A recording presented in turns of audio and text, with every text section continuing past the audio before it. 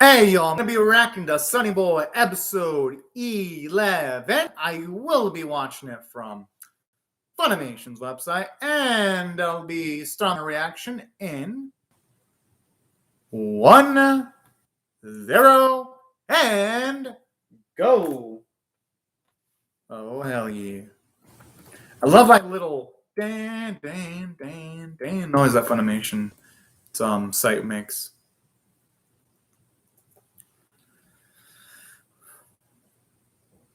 Oh, the kitty looks hungry. Oh.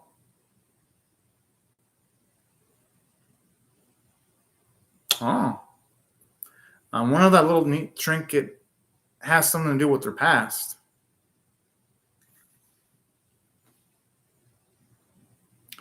God, I mean, now that is a beautiful and pristine song there. And I like the painting and feeling of the background, too. It looks gorgeous. That's fucking adorable.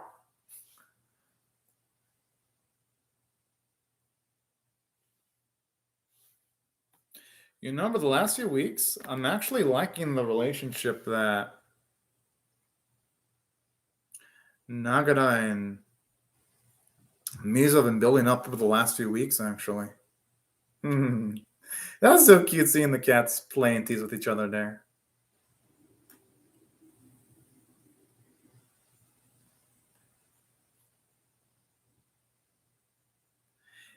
At least off of the happy vibes of the song, it seems like. I like how the dude looks so charming in that painting.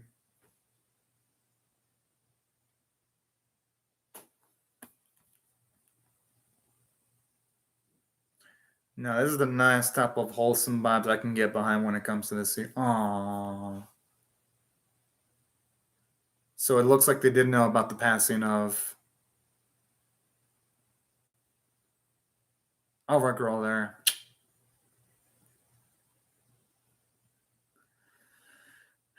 It's kind of sad there.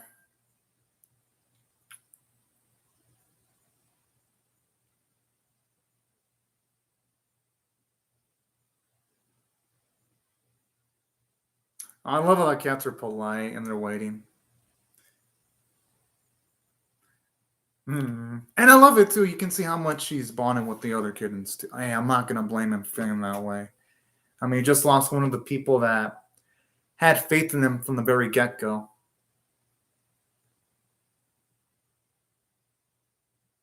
And considering he's the one that spent the most time with Naomi, I could see why it hit him the hardest. Man, that fucking hurts.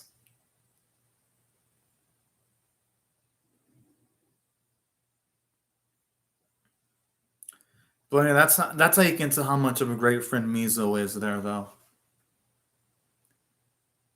Being with her boy there in these tough times, trying to like put in a little bit of warmth into this terrible situation. Now, this is how I love its portrayal of death. Seeing characters mourn. Aww. I mean, hey, you know what? It's better she let it all out, though.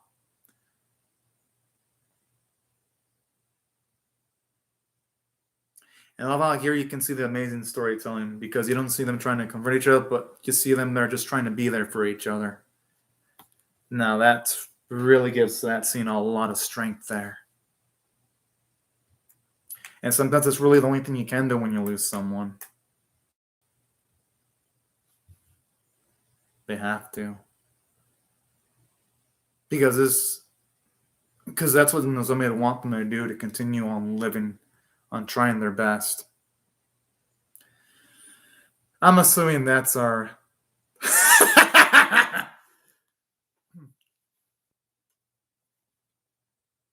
Najana. Johnny. He finally showed up again.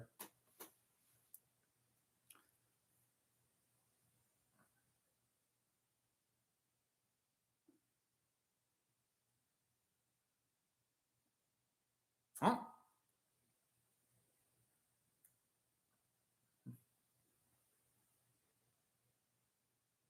Oh, that's so damn sweet. Hey, you know what? At least our boy can smile and okay. Oh,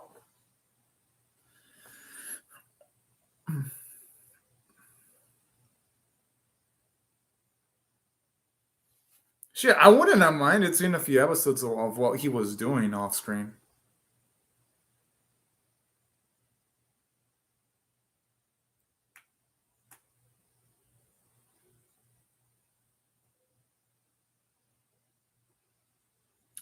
And it's nice seeing things just slowly come together there.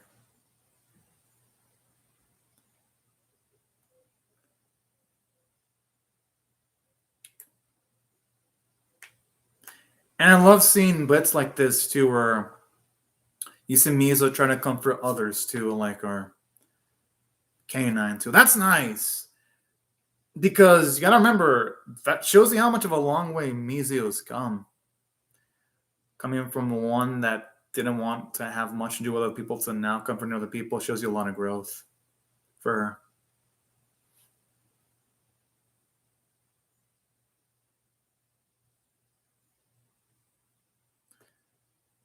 Gotta she actually looks pretty cute with that helmet at the top of their head.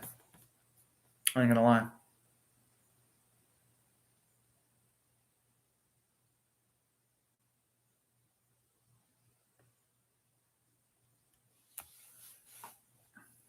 I'd be creeped the fuck out using a slime like that.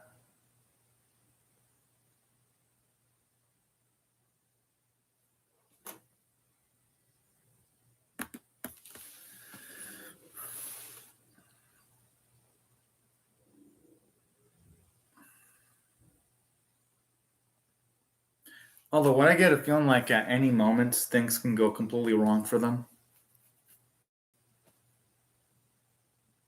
Considering that the series is close to hitting its finishing stretch.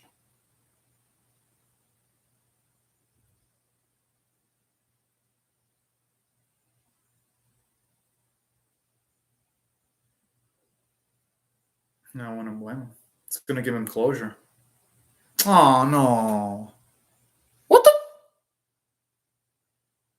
Oh, I want to see Rajahani with the others. I'm assuming he doesn't, because if not, he wouldn't have.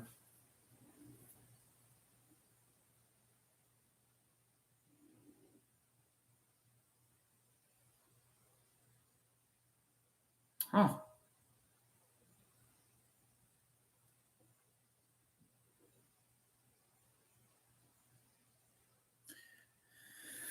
Going by that, I'm gonna guess that maybe he didn't have a completely positive perspective about where he came from originally.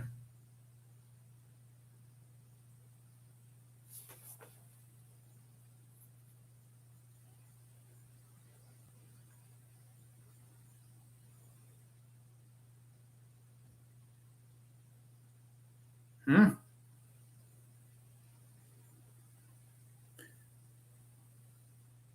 Sure, I would have loved to have seen all that.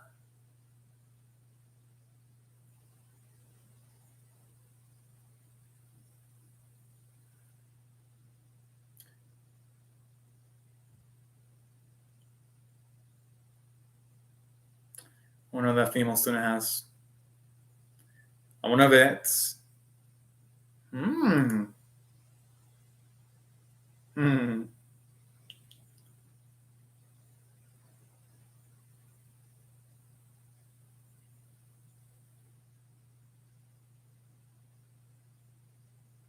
Ah!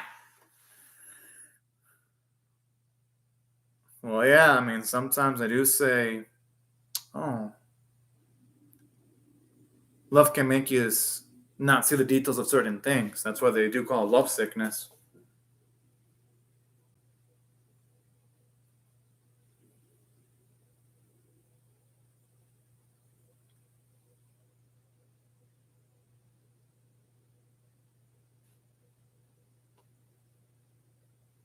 I wouldn't blame her.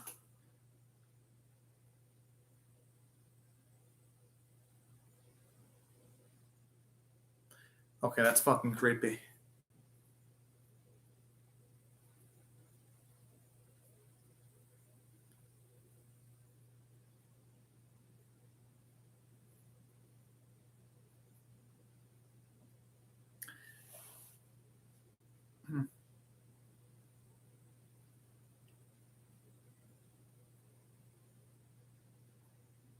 That's an interesting message there. Kind of has the message of sometimes you shouldn't be so stuck up on the past, but you should try to be more inclined of the future and things of that nature.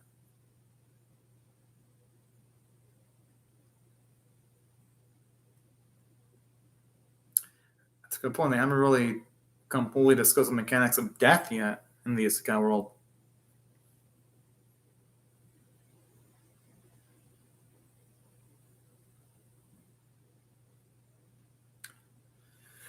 Well, going off of the depiction of emotions on Naozumi's face, seems like it was a huge shock, a surprise. Who knows if she was able.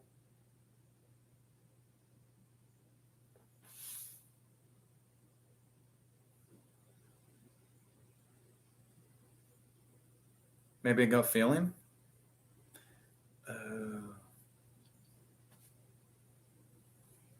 Oh.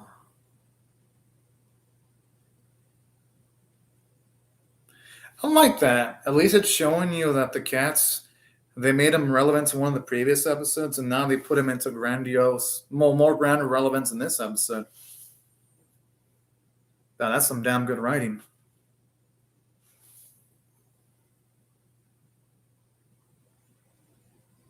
Hmm.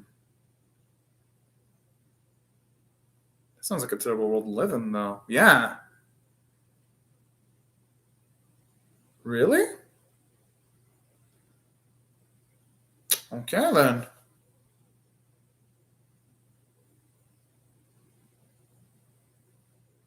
Sounds like an.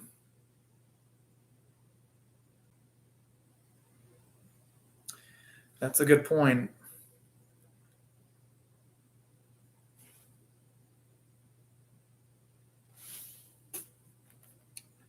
I'm gonna man anyone. Gonna anyone that would want to desire death. It's quite the peculiar individual there. Why would he though? Huh. And I like, but then again, I guess when they're in that world, a lot of people would have interesting perspectives.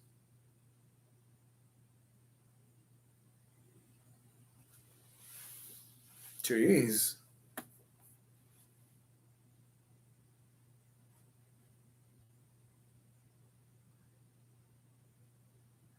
I actually would want to hear more about that and see that character on stream. I'm surprised he didn't go through with the killing the man.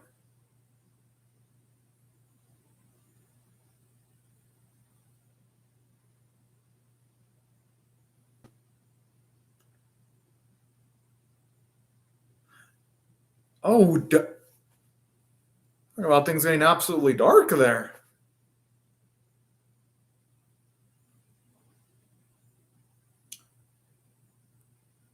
I think they should contemplate destroying that thing.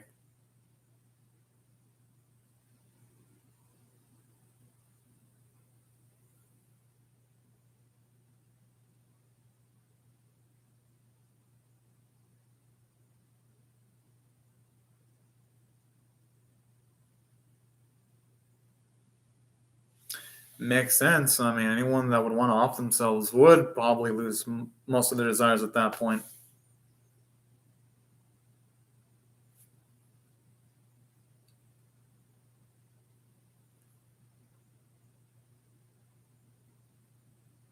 Jeez. Kind of sad too. That's how some people interpret when they lose their drive. Instead of trying to interpret it as trying to find new reasons for living, find it as a way of offing themselves. Kind of makes the whole thing a bit sad.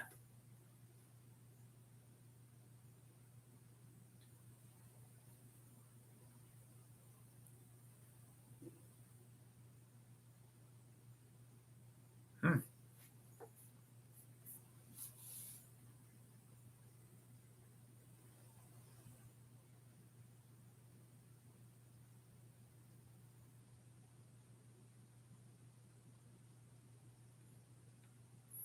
Hopefully, it doesn't come to the state where he wants to contemplate taking his own life, though.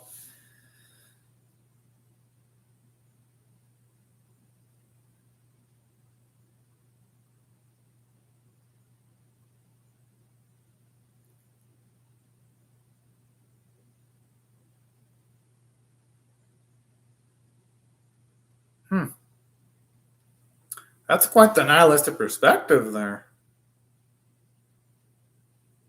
But I do like that though. It gives Rajahani a bit more characterization when you're hearing him say stuff like that. And I like how here the presses by showing at least has some optimism too. Talking about how life does have brilliance.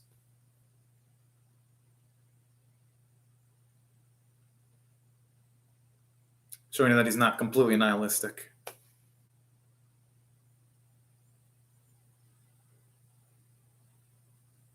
Aw. I like that. It shows you that even if someone does die, at least the people that they touched in life will remember. Well, at least remember the people that have passed away. So it ain't like if someone does die, doesn't mean that they completely die. I love that. How this series, yes, showed us nihilistic perspective, but it showed us something optimistic too.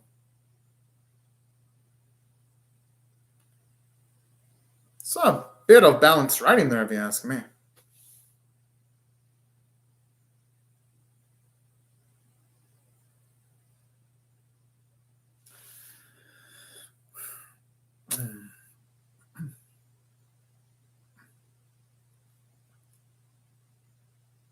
Oh no, that's a cute, optimistic way of looking at it.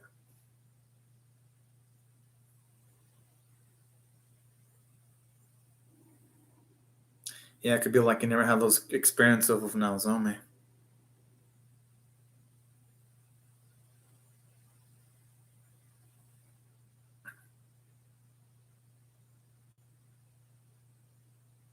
But there's a chance they might remember it though.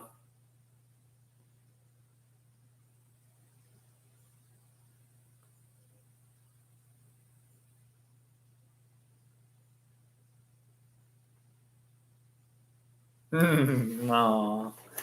I like how her desires are nothing too grandiose, but it fits her to a T though.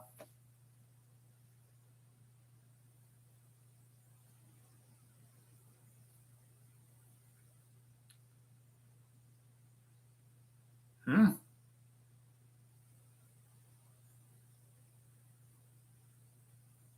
Of course, our boy would say yes to that.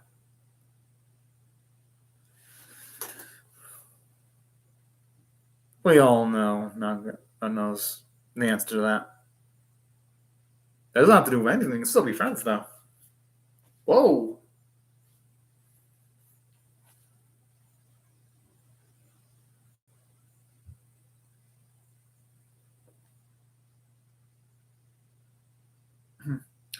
The thing is, it doesn't prevent him from being able to change the future though. Exactly. If on the scenario they keep their memories, things will turn out swimmingly well.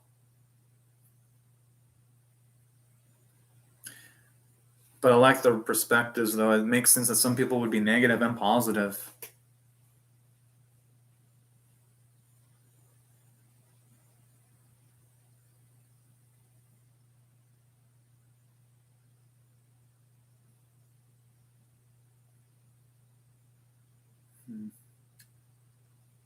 And honestly, even without the promise, look at the hell could refuse that offer.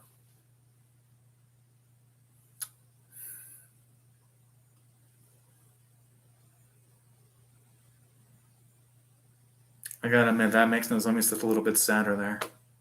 No, that's how you utilize a flashback.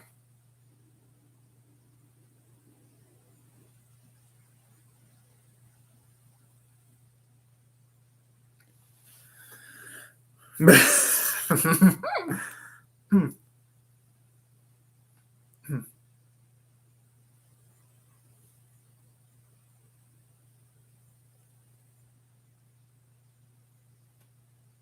Hmm.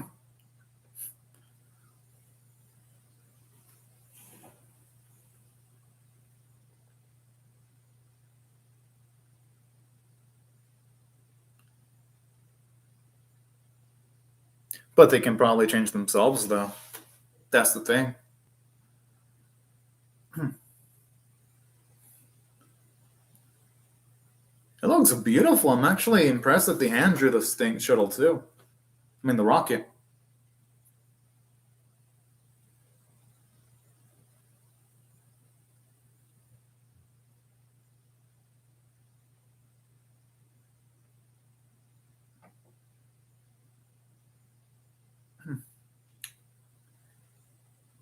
Aww.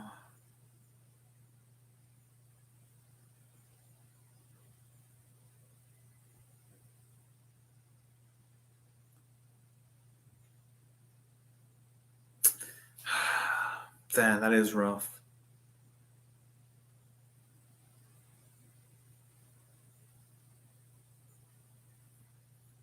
Well, yeah, there's actually going to be changes.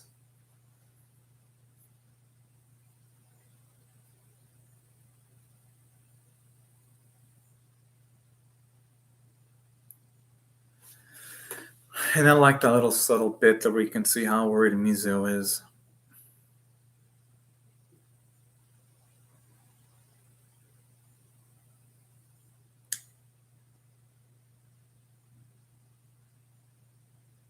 I feel so bad that we're going to see Mizo separated from kittens, though.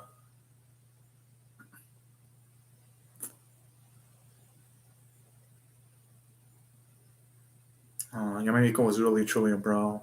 Same with the cats.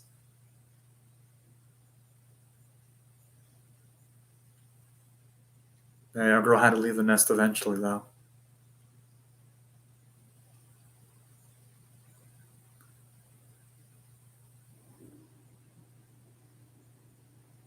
They probably do.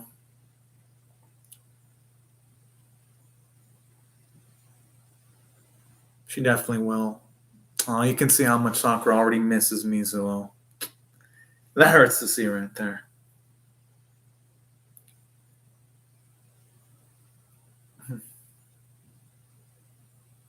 I love the animation there. You can tell how worried Sakura is, and you can tell in her face she wants this to succeed.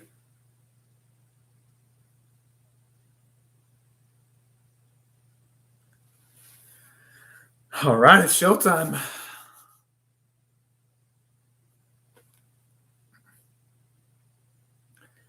Hope it succeeds and doesn't end on cliffhanger with the shuttle blow. I mean, the rocket blowing up. That'd be one of the saddest endings I've seen in anime.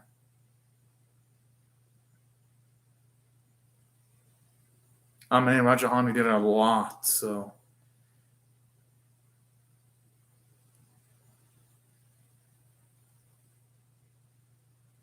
I'm gonna cross my fingers and hope it works.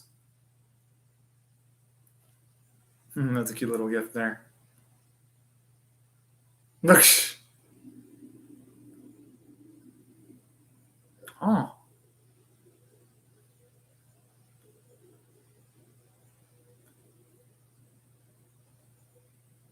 Oh, that's a cute little gift there.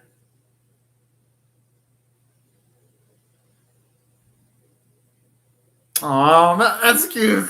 That's Sakura. That's character development for her too.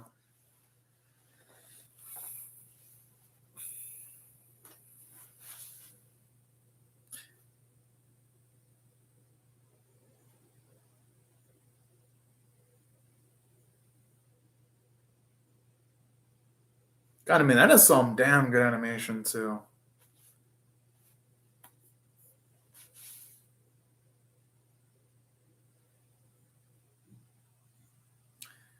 Oh, we have to deal with the sunglasses. Daisuke. The song kicks a lot of ass. Oh, it's over. Good episode though. Not great because I felt it really rushed through a few things, but it was still a good episode overall. So if I had to rate it, I'm gonna give it an 8 out of 10. Let me start out with the positive though. What I really loved about this episode was I love how at the very least when it comes to the death of Naozumi, they made sure her death had a lot of fucking weight. They made sure that her death wasn't pointless by seeing everyone's reaction, seeing Mizo cry, then afterwards Nagara cry. And then they made it even sadder when they mentioned the fact that our boy made a promise with Mizo to become friends if they ever get back to their pre-Isekai world. Was actually really sad too. And that's why I absolutely adored the episode. And it only made it more emotional when Ranjahari showed up too. It was absolutely phenomenal. So that's what I thought from a character standpoint. It did great, especially with the irony of the two characters that didn't really seem like they were inclined to going back, finally going back and being the ones that have an opportunity of going back to the original world. There's just something poetic about that. And something I enjoy about this episode is, even though, yes, sad things did happen, at the very least, there was a lot of things with gravitas to end the episode. So that's another thing I'm also liking about this episode too. And that's what I thought I made some good plot progression with our two mains having the means of coming back. Now, and seeing that, here's something that I also liked about the episode from a character standpoint, though. I like that there was a lot of character development for Sakura, because first she came from not wanting to separate from her girl Mizuo because she felt like she couldn't live on the world on her own. But then this episode, you can see from her facial expressions, she accepts that her girl can live on her own, and she was happy that the rocket was successful. Only made the goodbye a lot sadder seeing that growth from Sakura and the cats too, seeing how they're with Mizuo right before Mizuo said goodbye to her kittens and Rajahati. So it gave the episode a lot of emotional gravitas, and also seeing the emotional maturity of Mizuo and Nagata when interacted to the death of Naozomi and they were tearing up. It really showed you how much of a long way they've come, because they've come from not feeling that much emotional connection at the start of the series, and now truly feeling an emotional connection with others. And that's what really made the episode have a lot of weight into it. And aside from that, I gotta say, aside from seeing all this, it's nice getting to see Rajahati's optimistic and negative perspective on things, too, seeing how much he's matured, seeing how he's grown as a person, too. And it helped in making the episode extra intense. Now, and saying that, yeah, there was a downside to the episode, though. And it's like, it feels like it's going to rush the things involving Miss Aki and Asakaze, because I would have loved to have seen their immediate reactions towards the death of Naozomi, and especially with the mind reader girl. So I felt like, yeah, even though the series feels it's going to likely give us closure regarding Mizuo and Nagata, I feel like they shortchanged some of the side characters, especially since they seemingly gave Miss Aki so much prevalence. And don't get me wrong, it was nice hearing Raja Andi's experiences, but I would have loved to have seen his experiences on screen, because this definitely is taking the approach of telling us instead of showing us. And seeing a character that wanted to introduce the concept of death and utilize the concept of death on himself felt like it would have made things really interesting narratively. So that's why, even though, yes, there were great things about this episode, the episode was super quick. And that's why I felt it went a little bit too quick on occasions.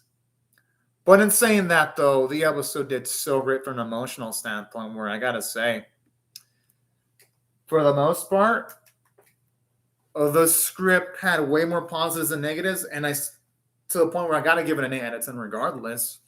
But I can't ignore how this series kind of did ignore some of the other cast of characters that introduced, because at the start of the series, it gave the impression that it was going to give significant character development and characterization to everyone, but the only characters in the series that got a lot of character development and characterization are Nagata, Mizuo, and Naozomi, and that's pretty much it.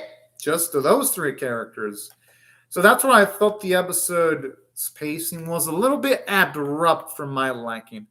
I still immensely enjoyed the episode overall, though. Don't get me wrong. I thought it was great for the most part, and I thought it was well written. But at the same time, I'm not just gonna ignore the flaws of an episode only because I liked it.